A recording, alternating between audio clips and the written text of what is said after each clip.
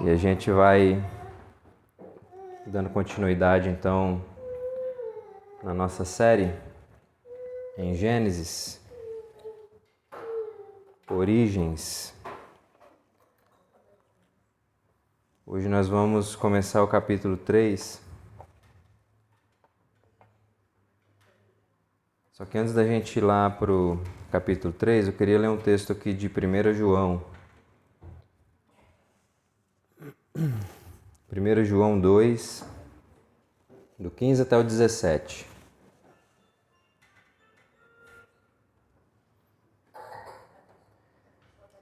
João 2, 15 ao 17.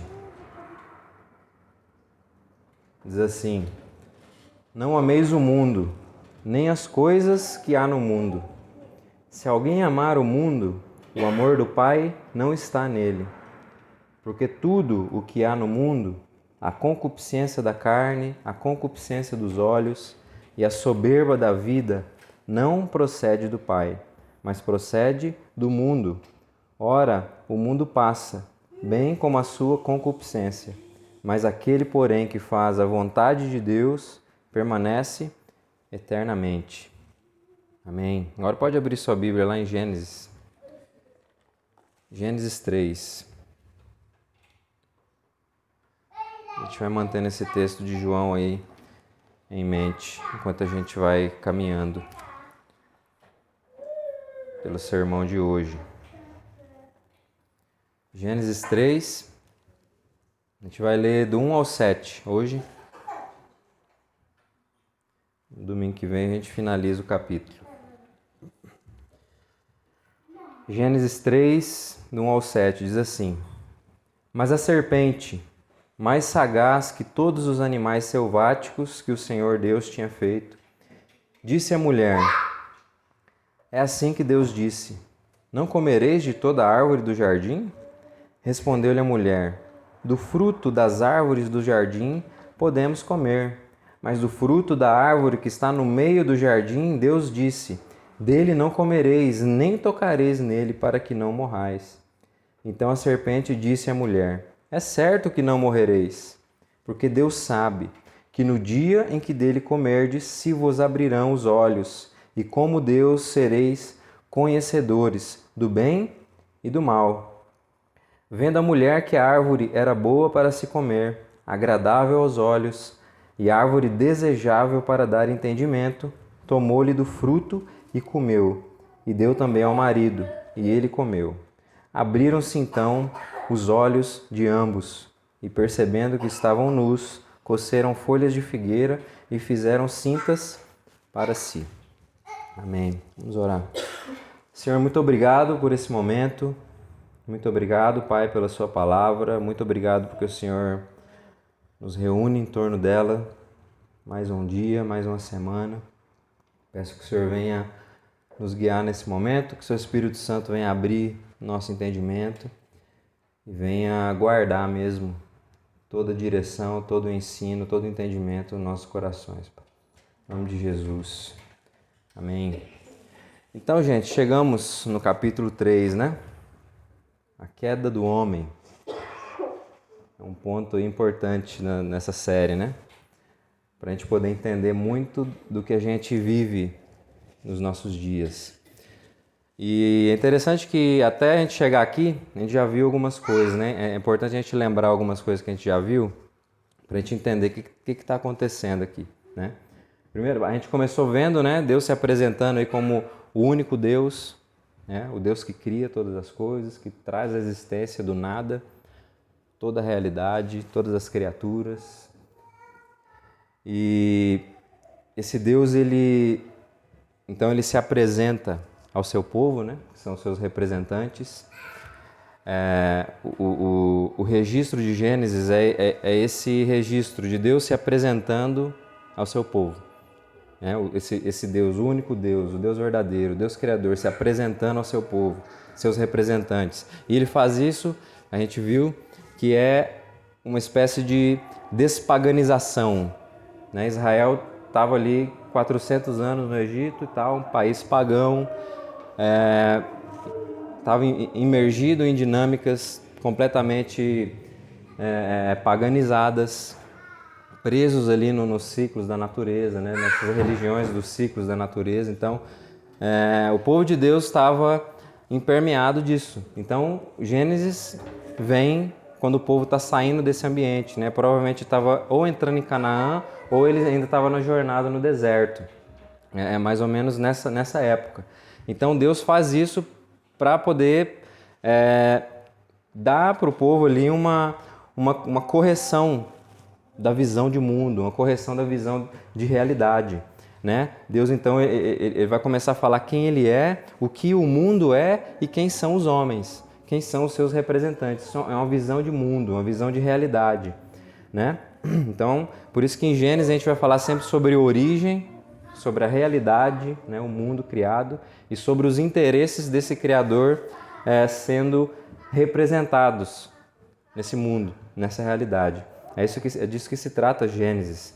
E esses interesses, né, de Deus sendo representados no mundo, é interessante sim, que ele vai se apresentar, como a gente viu nos primeiros capítulos, como esse Deus que é soberano sobre a criação.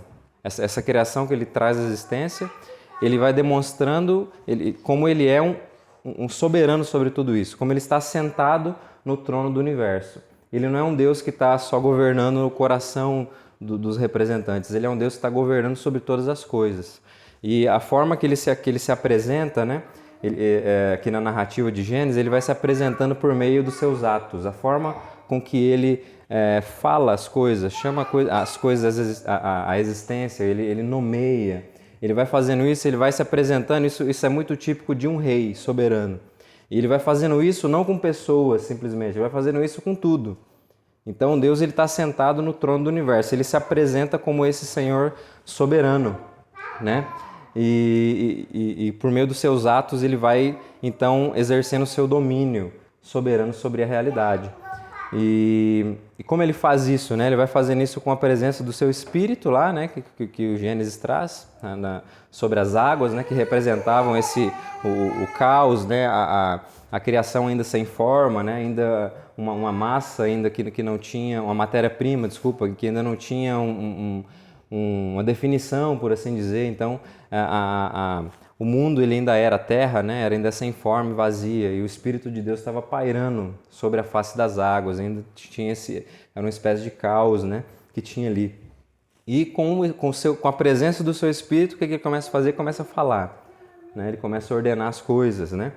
E ele vai lidando, e é assim que ele vai lidando com esse caos, né? Com essa matéria-prima que está sem forma e sem forma e vazia. O que ele vai fazendo? Ele vai falando e o universo vai respondendo positivamente. Ele sempre ordena e há uma resposta positiva. Não tem uma resistência da realidade, da criação. Né? Não existe uma guerra de forças, né? Para criar as coisas, para ordenar as coisas. Deus simplesmente chega nesse ambiente e ele fala e as coisas acontecem. Então não há uma resistência. A criação demonstra uma plena submissão a esse que é o Rei soberano, o Criador de todas as coisas, que está sentado sobre o trono do universo. E dessa forma Deus vai imprimindo as suas intenções na realidade, na criação. Ele vai demonstrando a sua intencionalidade na criação. Isso é interessante porque isso vai deixar muito claro a sua pessoalidade. O Deus Criador é um Deus pessoal. Ele tem intenções, né? Não é uma força simplesmente, né? É uma força que está criando as coisas e é uma força tremenda. Não, ele é uma pessoa. Ele tem intenções específicas, né? E ele vai demonstrando isso também da forma como ele até vai levando as coisas ao seu cumprimento, ao cumprimento dos seus propósitos, né? A gente viu como ele usa, por exemplo, a acomodação da linguagem, né? A figura dos dias, por exemplo, a passagem de dias, para a gente poder ter essa noção de progressão, né? As coisas estão acontecendo. Às vezes a gente fica ali tentando achar, será que é dia literal, será que não é? Só que a narrativa está tentando mostrar isso, é Deus se acomodando à linguagem humana para a gente poder entender que há um progresso. Deus está levando a criação a um determinado fim. As coisas estão acontecendo por etapas. Então Deus ele tá preocupado em transmitir essa intencionalidade, porque ele tem interesses, ele tem objetivos, propósitos, e ele faz questão de ser compreendido, né? E por que ele faz questão de ser compreendido? Porque ele vai colocar no mundo um representante, né? Um rei. Os reis, eles possuem seus representantes, né? Eles possuem aqueles que estão sob o seu senhorio, o seu domínio, né? Então Deus, ele não é diferente, ele cria todas as coisas e vai colocar os seus representantes no mundo. E é aí que ele cria o homem. Cria o homem à sua imagem e semelhança, né? Imagem, a gente viu que essa relação pactual, onde o homem encontra a sua identidade, onde ele firma a sua identidade, quem ele é a imagem de quem que ele está representando, né? Eu gosto muito de ressaltar que o eu humano, o ego, ele não é nada em si mesmo. Ele não é nada em si. Se você ficar sempre buscando em si mesmo se encontrar, você nunca vai achar nada.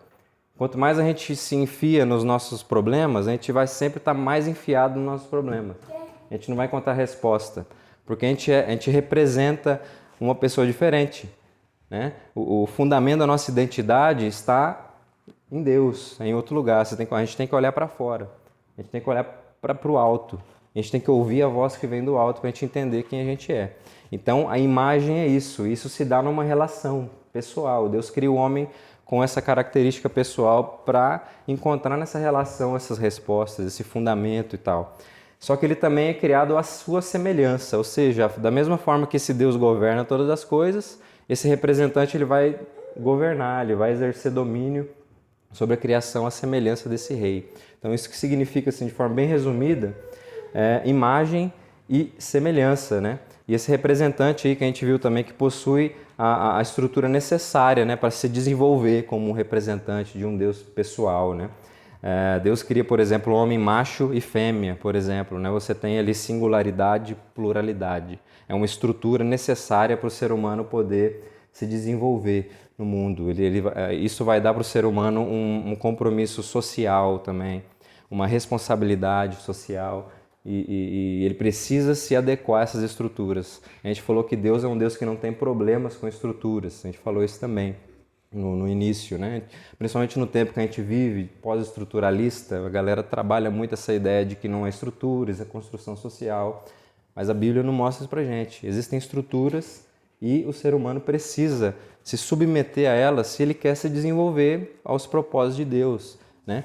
Então há uma estrutura e Deus cria esse ser humano assim para ele poder se desenvolver e cumprir os seus propósitos, a função específica que foi colocada sobre ele para representar no mundo, né? Essa que é uma relação espiritual com Deus. O ser humano é uma pessoa, o homem é uma pessoa, e essa estrutura que vai fazer com que o ser humano possa se desenvolver socialmente e também ambientalmente, a sua relação com a natureza, na sua responsabilidade de cultivar e de guardar.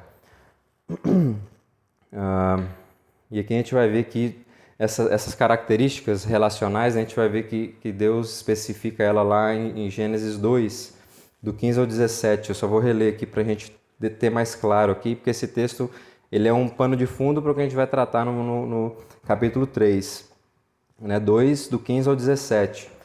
Né? Tomou, pois, o Senhor Deus o homem e o colocou no jardim do Éden para o cultivar e guardar.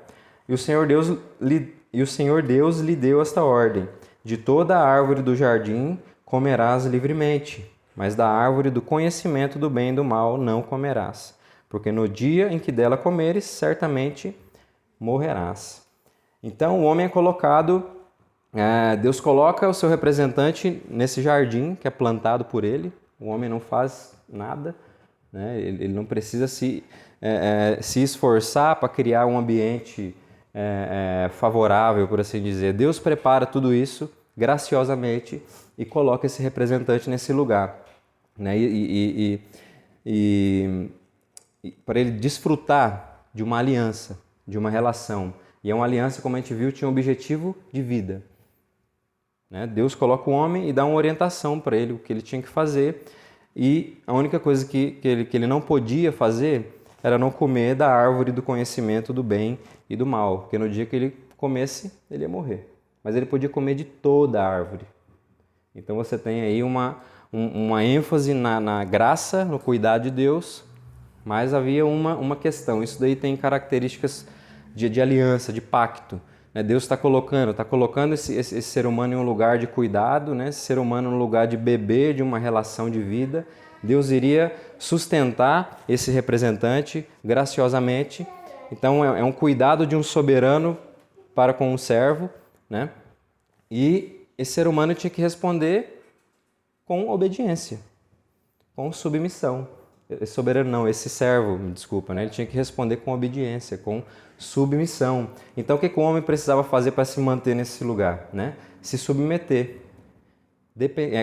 com dependência, se submeter e ser dependente do Criador. E ele precisava responder isso, ele precisava então responder de forma positiva para que ele pudesse continuar desfrutando desse lugar, dessa relação. Só que daí acontece um revés aí, né? Tem um problema. A gente vai chegar agora, porque até aqui a gente estava tudo muito bonito, né? As coisas tão bacanas, a gente vem falando da criação toda organizada e tal, de viu Deus que era bom e as coisas tudo tem a sua origem, né, de boa, uma origem que surge de forma ordenada. Um representante que é colocado no lugar ali, cultivando de uma relação e tal, dando nome para os animais, aquela coisa bacana assim, né? Só que a gente vai lendo essas coisas e quando a gente volta para casa, a gente vive num ambiente meio bagunçado, né? O negócio não tá tão legal assim. E a gente vai entender hoje o porquê disso, o porquê desse problema, né? Então aconteceu um problema com esse representante. Deus ele estipulou essas questões para se manter essa aliança que a gente chama de pacto das obras, né? Esse pacto inicial aí da criação, e o ser humano ele precisava se submeter. Mas aí acontece um problema, né? Que ao invés de submissão e independência, a gente vai ter o quê? A gente vai ter um grito de independência desse representante. Eles preferem declarar a independência, pedir aí aquela coisa que os filhos menores pedem para os pais, como que é o nome daquilo? Ele preferiu se emancipar, só que se emancipar do Criador de todas as coisas, né? Não foi uma decisão muito interessante. Isso que acontece, há um grito de independência. E a gente então vai começar a compreender como que esse paraíso foi perdido, como que isso ficou agora numa memória distante dos representantes de Deus no mundo, do ser humano, esse lugar perfeito, esse anseio de viver em um ambiente organizado, sem problemas, né? Isso agora ficou num registro muito, muito longínquo assim, na memória do ser humano. Agora a gente vai entender como que isso aconteceu.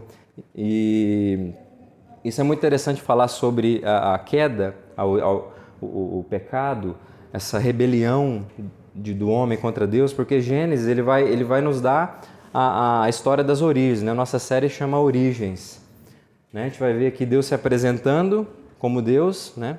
Deus não tem uma origem, mas ele se revela, né? Ele chega um momento que ele se revela aos seus representantes. A gente viu sobre a origem do mundo, né? Do cosmos, a gente viu sobre a origem da humanidade e agora a gente vai ver sobre a origem do mal. Essa é a forma cristã de se entender a origem do mal. E a gente não vai ver só a sua origem, mas também os seus efeitos, né? A sua extensão na realidade criada. E é sobre isso que a gente vai tratar, né, de forma mais específica no sermão de hoje e do próximo domingo. Então hoje a gente vai falar sobre esse grito de independência do ser humano. No domingo que vem a gente vai falar sobre a extensão do mal, né, o que significou agora isso no restante das relações do homem com a realidade. Então vamos para o texto, Gênesis 3. E a primeira coisa que a gente vê aqui nesse texto, lá no versículo 1, vai mencionar um animal aí, vai falar que mas a serpente. A primeira coisa que a gente tem que pensar quando a gente fala da questão da serpente é que as curiosidades sobre a serpente, elas não devem governar a nossa atenção quando a gente está lendo o texto de Gênesis. Ah, será que era um bicho mesmo, né? Será que ele foi endemoniado, né? Será que ele tomou forma do bicho? Será que não sei o quê? E não sei, será que era só um mito ali para a gente poder entender e tal. Esse tipo de coisa às vezes prende a nossa atenção e a gente não presta atenção no que o texto está dizendo, no que o texto está deixando claro. Às vezes a gente fica tentando buscar coisa que não está clara e a gente se perde no que está claro. Então eu não vou ficar falando aqui muito sobre que bicho é esse. Claro que eu vou trazer algumas o que significava isso, mas eu não vou ficar preso nesse tipo de coisa. Então quando você for ler esses textos, não fica preso muito no que o texto não está deixando claro, tá? Sempre que o texto está deixando em foco é o que a gente precisa se atentar. E o que o texto está deixando em foco sobre a serpente? É que vai dizer que ela é mais sagaz de todos os animais selváticos que o Senhor tinha feito. Então vai falar que ela era sagaz e astuta. Isso aqui não é no mau sentido, viu, gente? Isso daqui é sagacidade na questão de ser um animal assim, sagaz mesmo, né? Astuto. Mas não no mau sentido, porque às vezes a gente usa essa palavra de forma mais pejorativa e não é muito nesse sentido que o texto está querendo dizer. Está querendo dizer de forma mais positiva. E outra coisa é que esse era um animal que o Senhor havia feito, né? E se a gente for ver também, a gente não tem um animal que é aparentemente estranho ali para Adão e Eva, né? Parece que eles estavam meio familiarizados com o animal. Porque quando ele surge, você não tem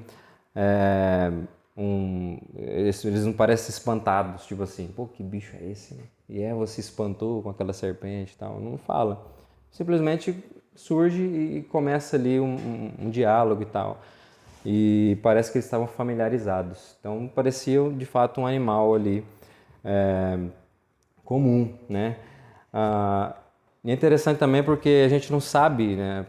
Será que eles conheciam todos os bichos assim, né? A gente também não vai saber quanto tempo que Adão e Eva estavam no jardim até aqui. A gente também não sabe, a Bíblia não deixa isso claro, né? Então, o texto não vai falar essa questão de tempo, né? De quanto tempo das coisas, né? Isso vai ajudar também a reforçar aquela ideia de que o foco da narrativa de Gênesis é sempre para focar em quem, para, por quê, e não nessa ideia de quando ou como, que é uma ideia bem, com uma visão bem mais científica assim, do nosso tempo, né? Saber quando as coisas aconteceram, né? Quanto tempo e tal, para ter essa precisão científica das coisas e tal, ou como esses processos aconteceram. Isso é uma mentalidade muito nossa agora. Então o texto está preocupado com outras coisas. Ele está preocupado em falar mais de quem são as pessoas aqui, agora me fugiu a palavra, quem são os personagens, os personagens presentes aqui na narrativa, entende? Então esse é o foco do texto. Então a questão é que esse bicho era um bicho que surgiu e que não era estranho, né? Então, muito provável que Adão e Eva já tinham passado um período ali conhecendo esses animais e tal. Já fala também que Adão tinha nomeado eles, né? Então, eles tinham uma relação com os bichos e esse bicho surge ali, esse animal surge e não causa um espanto, né?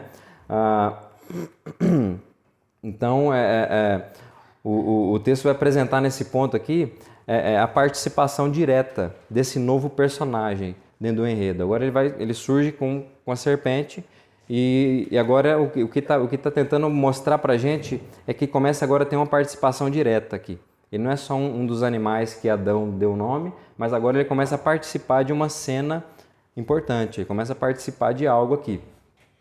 E o que é importante aqui é que esse novo personagem, né, vai marcar a entrada em cena de uma nova voz. Até então, Deus estava dizendo, Deus estava orientando, entende? Deus estava dando ali as diretrizes. Agora a gente tem a entrada de uma voz diferente. E o texto vai dizer lá no restante do capítulo 1 que a serpente disse à mulher. E mais uma vez, tipo assim, um animal falando, né? Como assim, né? Claro que até aqui o texto, a narrativa não tinha apontado nada, né, para que bicho falava e tal, né? E só que mais uma vez, eles não ficaram assustados também com isso, né? Então a gente não sabe também como era a comunicação dos representantes de Deus antes da queda com os animais, a gente não sabia. Mas a questão também é que eles não se assustaram com o bicho falando, eles simplesmente continuaram ali. É outra coisa. Mas a importância é isso.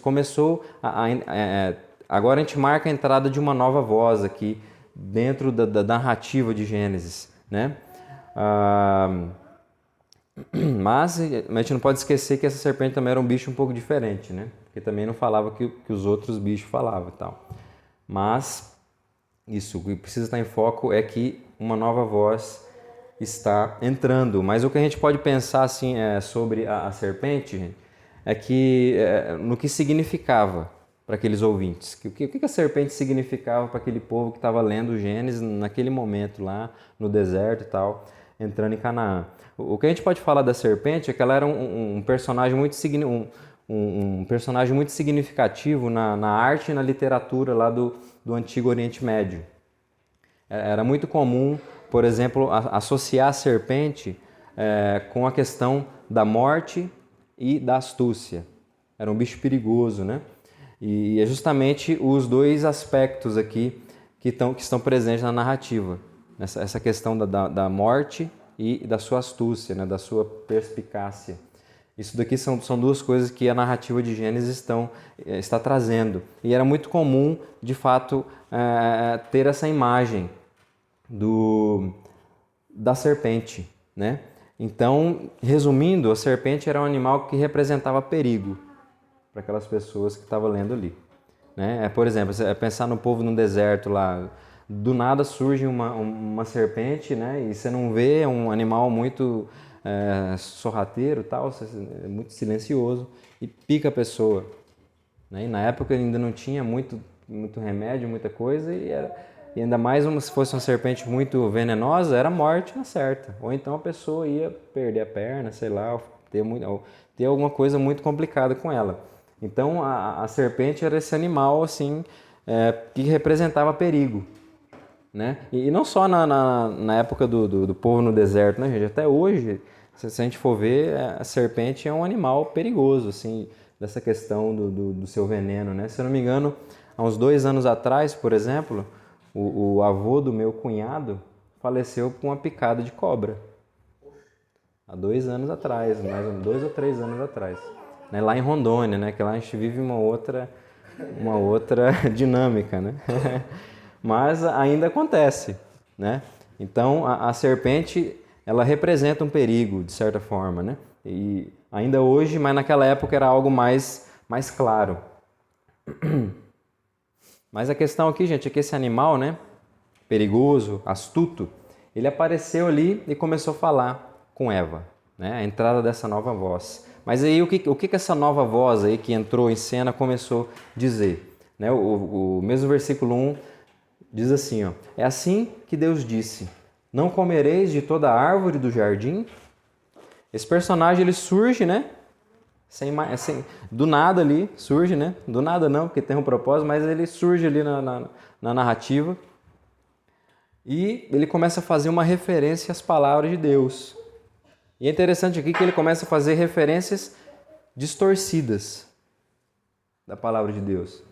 Não era o que Deus havia dito, né? Deus não falou isso, né? Gênesis 2, 16, 17. O que Deus falou lá? Né?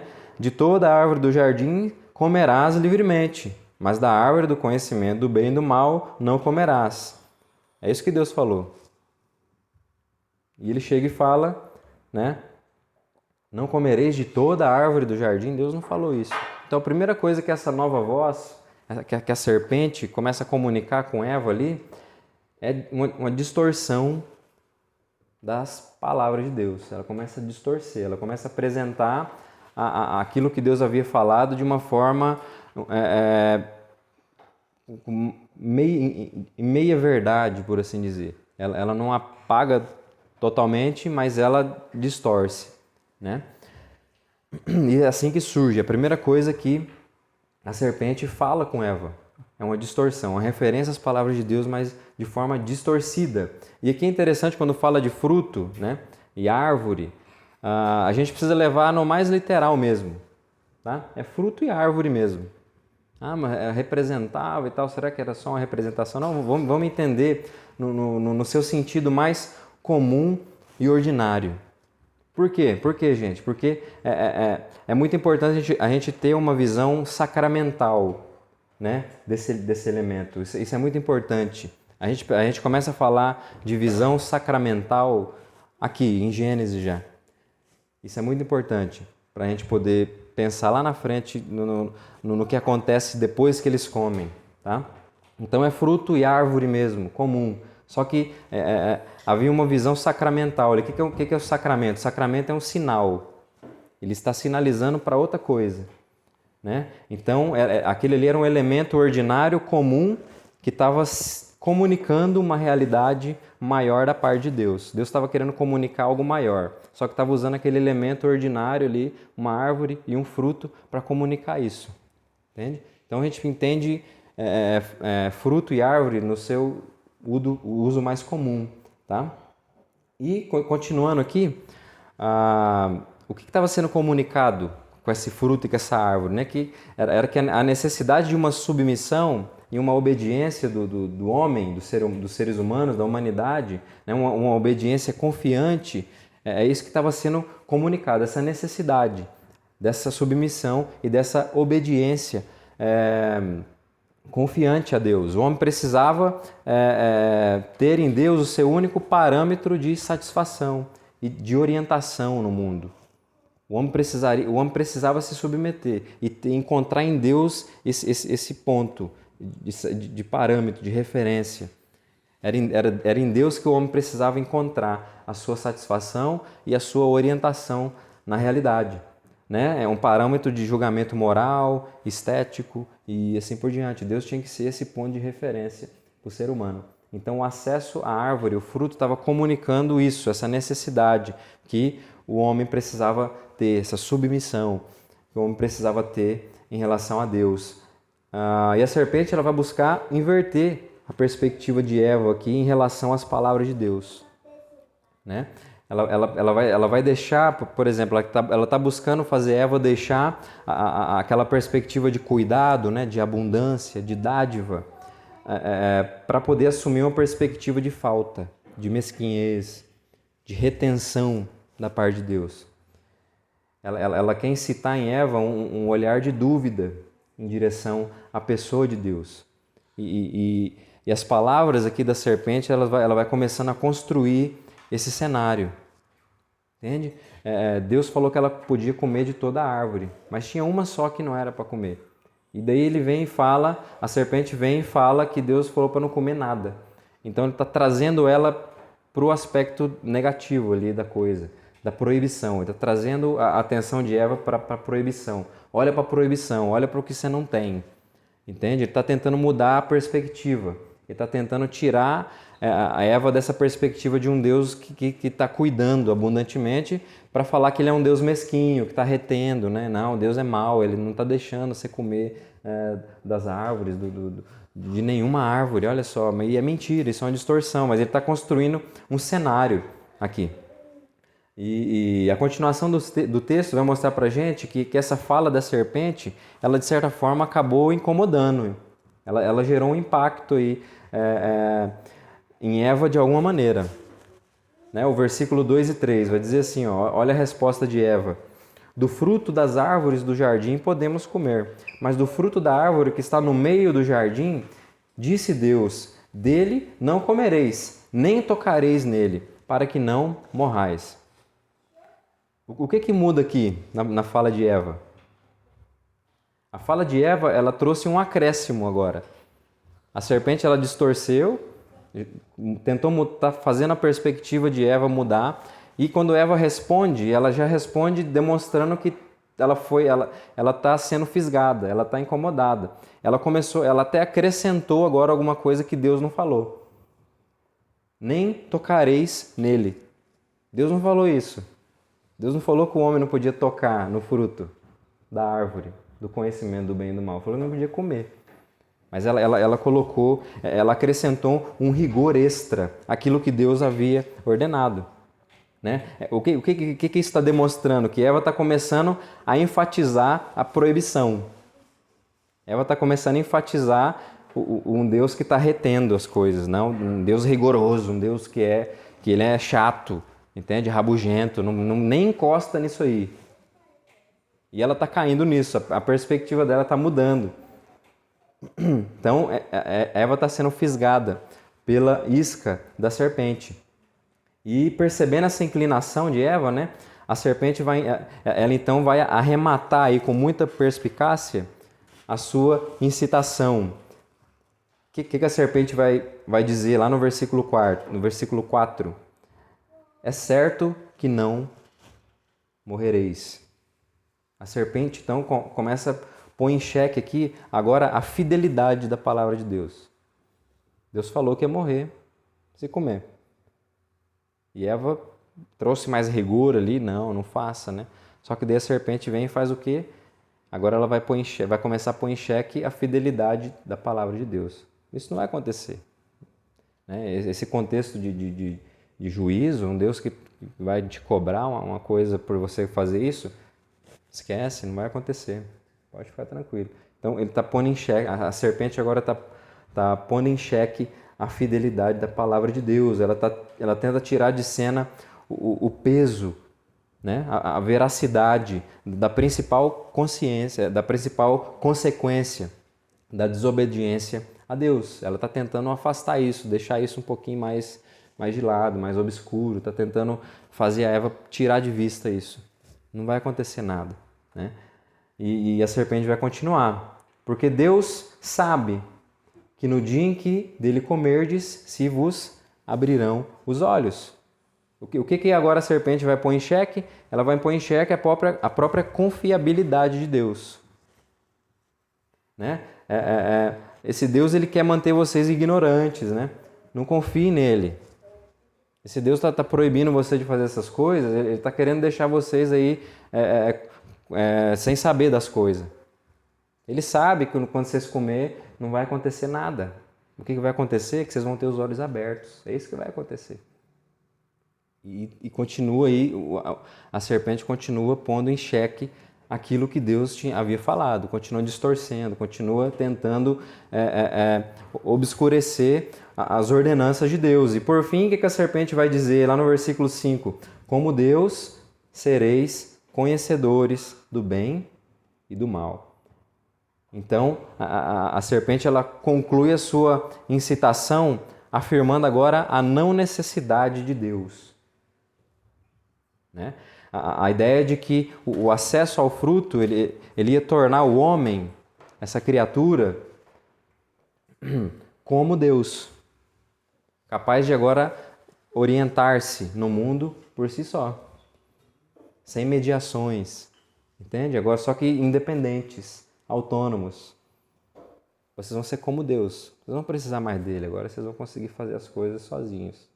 É isso que vai acontecer se vocês comer, ter o acesso ao fruto. É isso. Tem morte, tem nada dessas coisas, não cai nesse negócio. Deus é mesquinho, quer manter vocês aí com a coleirinha. Não faça isso não. Então aqui ele termina a sua incitação falando da não necessidade de Deus. O ser humano não precisa de Deus, ele pode ser como ele. Né? E o texto vai mostrar que a serpente não acrescentou mais nada depois disso. Ela deixou ali Eva cozinhando a sua tentação, de certa forma.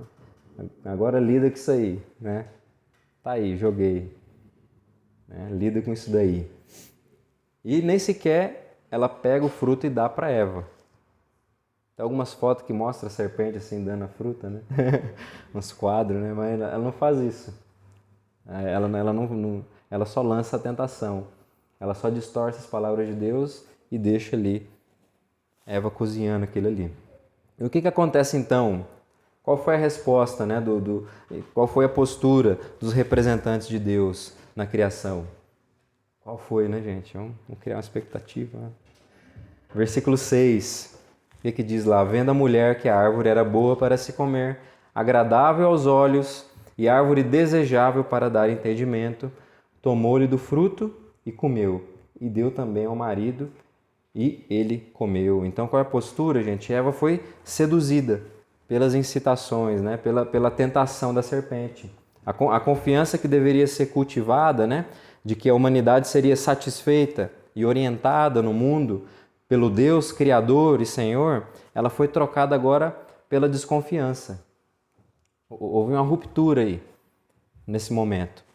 Agora Deus não é mais esse Deus de confiança, que prometeu, né, prometeu cultivar essa relação de aliança, de vida. Não, agora Deus não é um ser de confiança, porque Ele queria nos manter aqui num cativeiro, né, sem entendimento, com nossos olhos fechados e tal. É isso que acontece, Eva foi seduzida, né, e essa confiança foi trocada por desconfiança. E a humanidade, gente, nesse momento, ela preferiu se satisfazer, né, e se orientar de forma independente e autônoma em relação a Deus. É isso que a humanidade decidiu fazer, os representantes, né? Aqui os representantes de Deus, ali até aquele momento, eles dão o seu grito de independência. E eles vão passar agora a representar no mundo os seus próprios interesses, não os interesses de Deus. Eles vão passar agora a representar no mundo os interesses da serpente que o seduziu também. Então, são os interesses da serpente e agora os seus próprios interesses também. Agora a humanidade passou a representar outra coisa menor do que Deus. Entende? A humanidade ela preferiu, nesse passo de independência, uma relação com o mundo, né, com a realidade agora sem mediações. É como se você estivesse falando, né? Nós não precisamos de Deus para entender o mundo, para mediar a gente aqui nessa relação. A gente não precisa disso. Eles preferiram buscar um entendimento a partir de um esforço próprio, né? Com aquilo que estava ao alcance humano. Era só pegar o fruto, comer. Estava ao alcance. Não precisava esperar de Deus, né? E eles preferiram fazer isso do que esperar o movimento do próprio Deus em sua direção. Foi isso que o ser humano escolheu. E eles deixaram de receber, né, de Deus infinitamente mais do que eles poderiam desejar ou imaginar. Pegar aquele fruto ali, pronto. Só que esperar de Deus, gente, iria dar ao homem muito mais. Esse seria um movimento do próprio Criador em direção a eles. Um movimento de satisfação, um movimento de orientação, um movimento de pleno gozo, de plena felicidade, de pleno prazer, de fato. E o ser humano, né, preferiu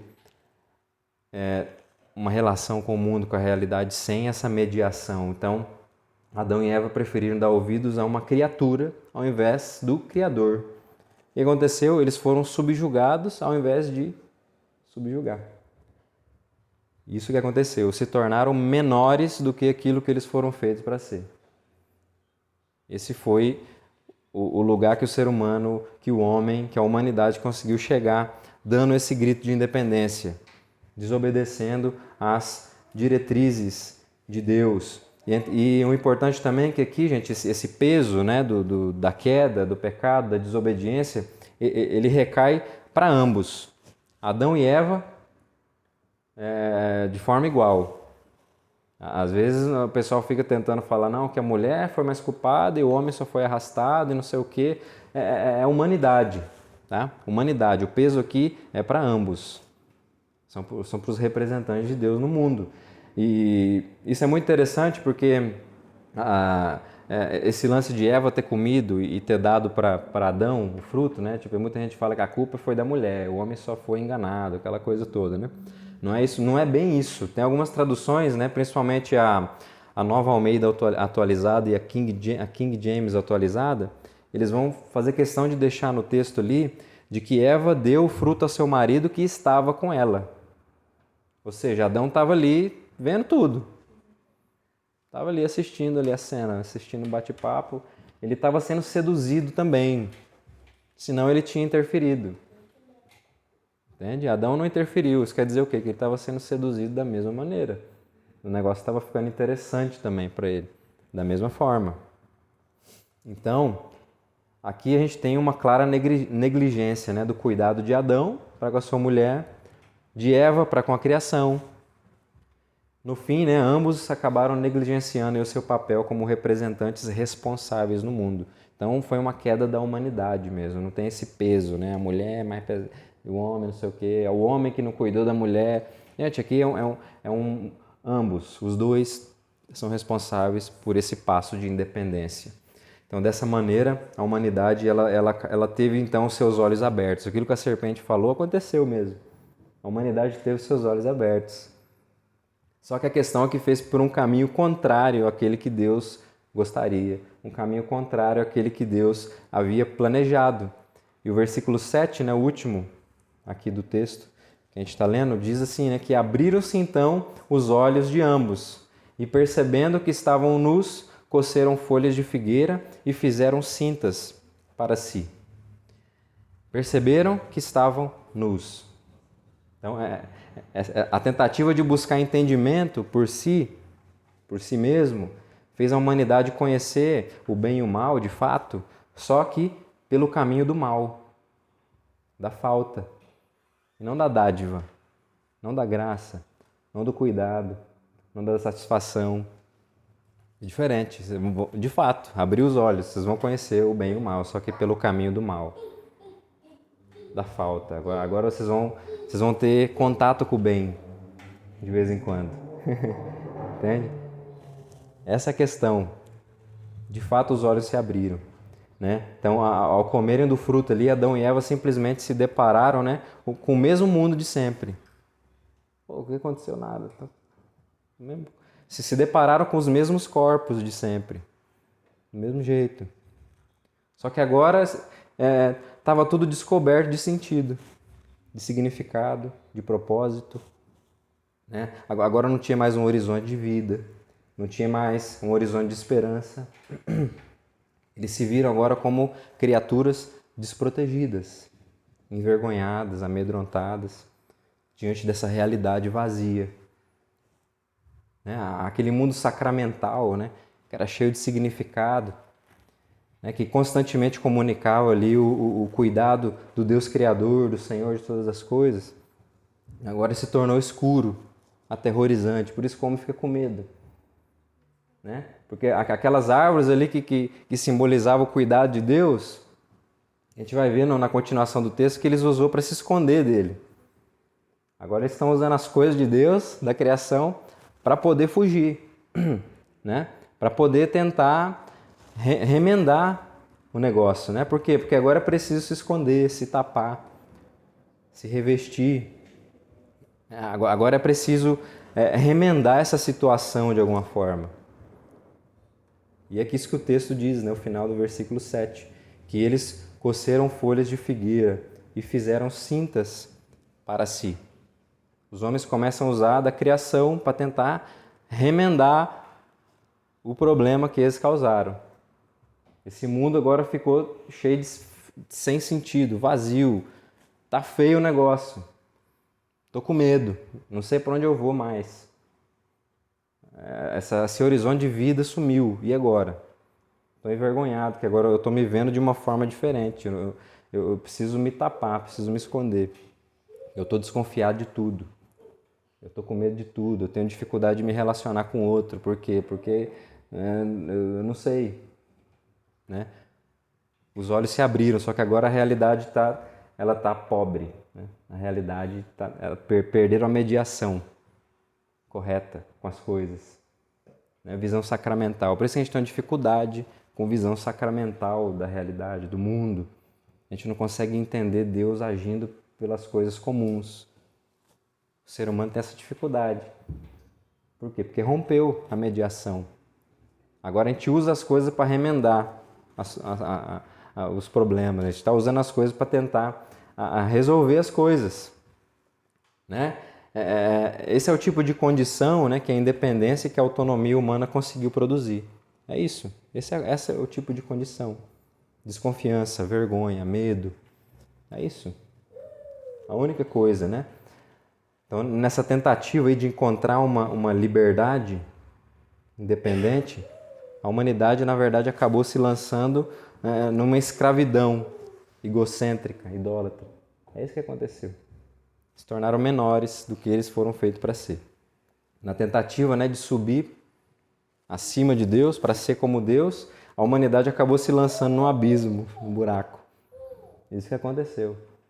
Não foi uma subida, foi um salto num buraco sem fundo, no nada. E para a gente concluindo, aqui, fechando o sermão de hoje, foi a partir daqui, né, que o homem passou a buscar no mundo uma saciedade incontrolável, né? A presença do homem no mundo agora, ela se resume numa busca frenética por satisfações temporais.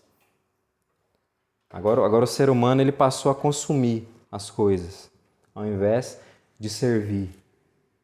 E não só as coisas, mas ele passou a consumir tudo e todos ao seu redor. O ser humano é esse ser insaciável agora, porque ele perdeu esse lugar de saciedade plena, real. Agora ele está faminto e precisa se encontrar. E ainda está com medo, está usando as coisas para se esconder, entende? Para camuflar o problema, entende? E essa busca, né? Esses impulsos aí consumistas, egocêntricos, né? de uma humanidade agora insatisfeita e amedrontada, é o que a gente poderia dizer que foi o que deu os contornos, né? E as características do mundo caído, né? do sistema mundano, hostil e alienado de Deus. São esses impulsos que deram os contornos, que agora caracterizou o que é o mundo. E esses impulsos aí da humanidade no jardim, né, eles vão de encontro, né, com aquilo que o apóstolo João apontou lá no texto que a gente leu no início, sobre o que define o mundo. João 2, 15 e 16, eu vou ler de novo aqui. 1 João 2, 15 e 16, só para a gente relembrar. Ele vai falar aqui: não ameis o mundo, nem as coisas que há no mundo. Se alguém amar o mundo, o amor do Pai não está nele. Porque tudo que há no mundo, a concupiscência da carne, a concupiscência dos olhos, a soberba da vida, não procede do Pai, mas procede do mundo. A concupiscência da carne, né? A árvore era boa para se comer. A concupiscência dos olhos, a árvore era agradável aos olhos. E a soberba da vida era uma árvore desejável para dar entendimento, para se chegar a um lugar onde ninguém segura a gente mais. Agora a gente vai chegar lá, a gente vai ser como Deus. Né? Chega de ser capacho, chega de ser servo. Então, você vê que esses impulsos lá do jardim foi o que caracterizou agora o mundo. Isso que João vai definir como sendo o mundo. É isso que é o mundo. Concupiscência da carne, concupiscência dos olhos e soberba da vida. O posicionamento de Adão e Eva, né, como cabeças da criação, ele definiu as características desse mundo. Escravizados, né? Agora a humanidade ela se tornou incapaz de se proteger, de vencer essa situação. Está tentando, só que se tornaram escravos, não tem como vencer essa situação. O mundo se tornou esse negócio aí. É isso. E agora? É isso que a humanidade continua tentando fazer até hoje. Está tentando resolver, mas não consegue. Está tentando se proteger, está tentando fugir dessa condição. A diferença é que as folhas de figueira, né, elas se transformaram hoje na justiça própria, nas causas sociais, na ciência, na tecnologia, no ganho econômico, no consumo, nas pautas político-ideológicas. Por aí vai. A gente está tentando resolver os problemas. A gente está tentando achar a parada que é a fita do momento. Né? E é assim que a gente vai conseguir tapar a nossa vergonha. É assim que a gente vai conseguir tapar o nosso medo. O medo de encarar a realidade, que o que está no horizonte agora é a morte. Né? O medo de assumir a responsabilidade de que a nossa decisão de ser independentes, de ser autônomos, né, não causam boas coisas, né? Não conseguem levar a bons fins. E a gente está tentando fazer isso, a gente está tentando achar coisa legal para a gente poder cobrir isso aí, dar uma maquiada. Só que, gente, o mesmo apóstolo João, né, ele vai fazer questão de ressaltar, na continuação do trecho que a gente acabou de ler, agora no versículo 17, que a gente deu lá no começo, né, que ele vai dizer o quê? Ora, o mundo passa, bem como a sua concupiscência. Tudo isso passa. A gente está tentando usar essas coisas para resolver o problema, mas passa. Então não tem como usar isso. Né? Todo empreendimento humano é passageiro, é limitado. Ele não tem poder suficiente para reverter essa situação, essa condição. São esforços vãos, não dá. Por isso que o apóstolo ele vai finalizar ali o versículo 17 dizendo, né, que aquele, porém, que faz a vontade de Deus permanece eternamente. Ele está fazendo um contraste aqui. As obras do mundo, o que é o mundo, a concupiscência do mundo, as características do mundo, o que caracteriza o mundo agora para os seus primeiros representantes, e a vontade do Pai. Essa permanece eternamente. Por quê? Porque Ele é eterno. Ele é o Criador de todas as coisas. Ele está sentado sobre o trono do universo. Foram os representantes que viraram as costas para Ele e estão negando isso. Entende? Estão se rebelando contra o Deus que sustenta tudo. Até a vida. Que loucura, né, gente? É um salto no abismo mesmo. Não faz sentido nenhum. Entende? Não faz sentido nenhum. Mas como que a gente faz a vontade de Deus, né? Se todo esforço humano é vão e é passageiro? Como? Se o homem se tornou agora um representante dos seus próprios impulsos, um escravo, né? Ele virou as costas para Deus, ele se rebelou, ele se submeteu a uma outra voz, ele negligenciou a sua vocação. Como? Como que a gente faz a vontade de Deus se agora a gente está nessa situação de escravidão? E é justamente por causa dessa condição, gente, que a partir de que o mundo, né, ele tem recebido a mensagem daquele que diz, né, que a minha comida consiste em fazer a vontade daquele que me enviou e realizar a sua obra, justamente por causa dessa condição de impossibilidade humana que surgiu esse homem falando isso, que a comida dele é fazer a vontade daquele que enviou. E esse mesmo homem, né, que também esteve diante de um tentador, e ele resistiu ali às necessidades, né, e os desejos humanos imediatos, o status, né, e as conquistas desse mundo passageiro. E naquela ocasião ali de tentação, ele fez questão de deixar claro, né, que nem só de pão viverá o homem, mas de toda palavra que procede da boca de Deus. Esse homem também falou isso. Por causa da impossibilidade de salvação do mundo, veio esse homem, falando que o homem não vive só de pão, de coisa passageira, de coisa que se vai, só para suprir suas necessidades e seus desejos, seus impulsos temporais. Não é? O homem não vive só disso. Ele está faminto disso porque ele perdeu o lugar dele na realidade, na criação. Mas o que sustenta mesmo é toda a palavra que sai da boca de Deus, do Criador, do Rei do Universo, que está sentado sobre todas as coisas. E é justamente diante dessa condição, né, caída de ser humano, que foi tentar subir, né, para cima de Deus e acabou cavando a própria cova, que o mundo também está recebendo as boas novas, né, daquele que, subsistindo em forma de Deus, não julgou como usurpação ser igual a Deus, antes a si mesmo se esvaziou, assumindo a forma de servo, tornando-se semelhança de homens e reconhecido em figura humana, a si mesmo se humilhou, tornando-se obediente até a morte. Morte de cruz. É diante dessa impossibilidade humana que nós temos este, que tomou um caminho diferente, contrário dos primeiros representantes.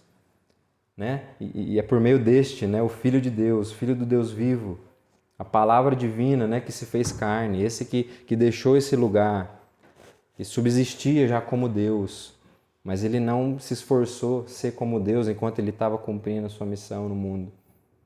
Né? É a palavra divina que se fez carne.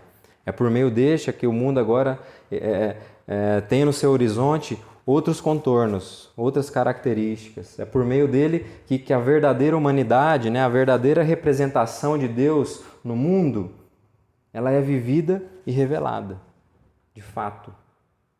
Agora inverteu a parada. O negócio foi invertido. O ser humano não consegue. Ele veio e demonstrou o que é uma representação humana de Deus no mundo. Isso é ser representante, é isso, esse movimento. Né? E é por meio da representação deste que uma nova linhagem, um novo povo, né, tem sido separado por Deus para testemunhar dessa obra, dessa nova realidade. Uma nova realidade onde a palavra de Deus e a vontade, e a sua vontade, elas voltam a ser centrais. Elas voltam a estar localizadas onde nunca deveria ter saído. Esse representante, ele tá unindo para si uma família, um povo. Ele está chamando aqueles que não conseguem resolver esse problema. Ele está chamando para si, ele está trazendo, ele está guardando, ele está unindo. E a palavra de Deus agora volta a ser ouvida, volta a ser internalizada. Né? E mesmo em meio ainda às consequências, né, da desobediência dos nossos primeiros representantes, a palavra está tomando um lugar central de novo. O mundo está sendo sacramentalizado de novo, as coisas estão tomando cores, outras formas. A gente tem no nosso horizonte agora uma esperança de um mundo reordenado, de relações reordenadas. A gente tem esse representante que venceu a morte, que ressuscita, que agora ele encarou isso de frente, ele não ficou com medo, tentando se cobrir com outras coisas. Ele encarou e venceu. E agora a gente tem, o mundo agora tem no seu horizonte outros contornos, outras características. E ele está formando um povo para cultivar isso, essa esperança. Um povo que está mesmo em meio a essa desordem ainda, está cultivando agora uma nova visão de realidade, de mundo. Está experimentando um lugar agora de ser alimentado novamente pelo amor do Pai, o amor de Deus. Está deixando de ser um louco insatisfeito que devora tudo, todos ao seu redor. Está voltando a viver relações ordenadas, pouco a pouco. É por isso que o apóstolo Paulo, né, ele chama o povo de Deus naquela mesma carta aos Filipenses, ali do texto que eu li sobre Jesus, a ter o mesmo sentimento que houve também em Cristo Jesus. Né? É a obra de Cristo que nos possibilita agora tomar um caminho diferente da independência e da autonomia. Ele nos insere agora no caminho da independência e da submissão. Por isso que Paulo fala isso, para a gente ter esse mesmo sentimento, para a gente seguir isso, né? Indo após Ele, tomando a nossa cruz, negando a nós mesmos, experimentando de um alimento que não perece, que não estraga, que não se vai. E caminhando pela jornada da fé. É o retorno da confiança plena no Deus Criador dos céus e da terra. É isso que está acontecendo por meio de Cristo. Cristo, Filho do Deus vivo, ele venceu o mundo. A concupiscência da carne, a concupiscência dos olhos, a soberba da vida passaram ali diante dessa representação fiel dos interesses do Criador no mundo. Tudo isso passou. Agora a representação fiel de Cristo, Filho de Deus, ela permanece. Por quê? Porque aquele que faz a vontade de Deus permanece eternamente. E ele permaneceu. E agora o seu povo, né, experimenta essa vitória por meio da fé, dessa jornada de fé, dessa relação. Fé nesse representante, nesse novo cabeça, esse que tomou um caminho diferente. E foi essa a conclusão, né, do apóstolo João lá na sua carta, lá em 1 João 5, do 1 a 5. Eu vou ler aqui e a gente finaliza. A mesma conclusão que o apóstolo chegou. Esse representante que vence o mundo e agora a gente experimenta isso pela fé. 1 João 5, do 1 ao 5.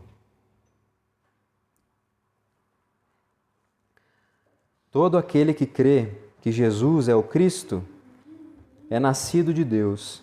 E todo aquele que ama o que o gerou, também ama o que dele é nascido.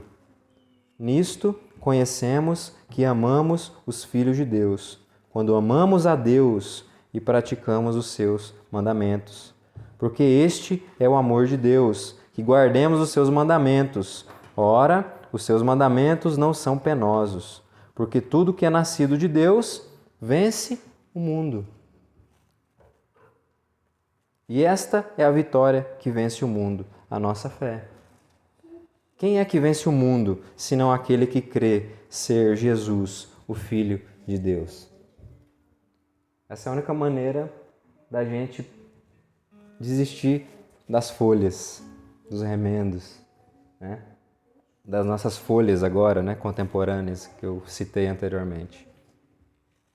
Crer no Filho de Deus, né? Ir após Ele, tomar sua cruz, negar a si mesmo, deixar esse caminho de independência e se submeter ao Rei dos Reis, Senhor dos Senhores.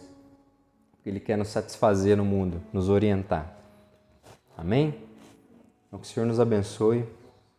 E eu vou orar aqui enquanto os irmãos aí vão entregando os elementos da ceia. Fazer uma oração.